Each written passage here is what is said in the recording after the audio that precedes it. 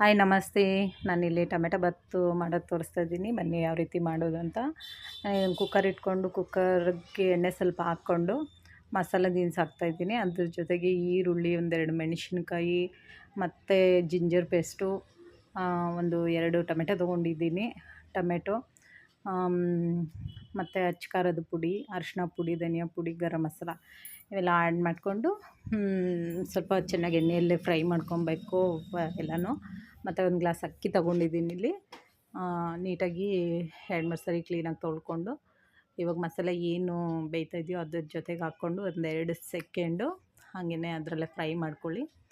ಆಮೇಲೆ 2 ಗ್ಲಾಸು ನೀರು ಹಾಕಿ ರುಚಿಗೆ ತಗ್ಗಟ್ಟಂಗೆ ಉಪ್ಪು, ಕಲ್ಲುಪ್ಪು ಹಾಕ್ಕೊತಾ ಇದ್ದೀನಿ ಇಲ್ಲಿ ನಾನು. ಮತ್ತು ಲಾಸ್ಟಲ್ಲಿ ಕೊತ್ತಂಬರಿ ಸೊಪ್ಪು ಹಾಕಿ 2 ವಿಸಿಲ್ ಕೂಗಿಸ್ಕೊತಾ ಇದ್ದೀನಿ. ತುಂಬ ಈಸಿ ಪ್ರಾಸೆಸ್ಸು. ಒಂದು ಸರಿ ಮಾಡ್ಕೊಂಡು ತಿಂದು ನೋಡಿ, ಸೂಪರಾಗಿರುತ್ತೆ. ತುಂಬ ಜನ ವಿಡಿಯೋ ಎಲ್ಲ ನೋಡ್ತಾ ಇದ್ದೀರಾ, ಲೈಕ್ ಮಾಡಿ, ನನ್ನ ಚಾನಲ್ ಫಾಲೋ ಮಾಡಿ. ತುಂಬ ಈಸಿಯಾಗಿರೋಂಥ ಅಡುಗೆ ಮಾಡಿ ತೋರಿಸ್ತಾ ಇರ್ತೀನಿ. ಇದಾಗಿತ್ತು ಇವತ್ತಿನ ವಿಡಿಯೋ. Thank you.